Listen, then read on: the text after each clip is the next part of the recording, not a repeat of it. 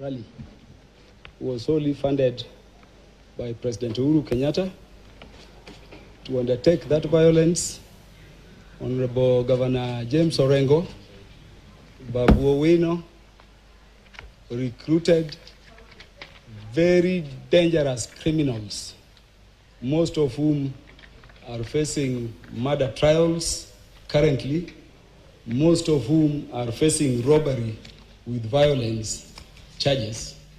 These people included the ones who were intercepted by the police on 15th, and they were in Homa Bay from 1 week before, gathering, arranging for the operations and executing the violence.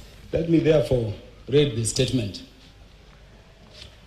In May 2026, Governor James Orengo went to Homa Bay County, where he addressed people in public.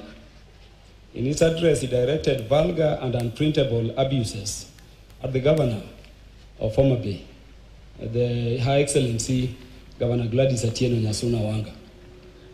Governor James Orengo returned to Homa Bay through the lake a week later. He was accompanied by dangerous thugs who were armed with guns, machetes, arrows, and rungus, and who went beating everybody they deemed not to support them as they proceeded to Sindo, where he gave a public address while the thugs continued.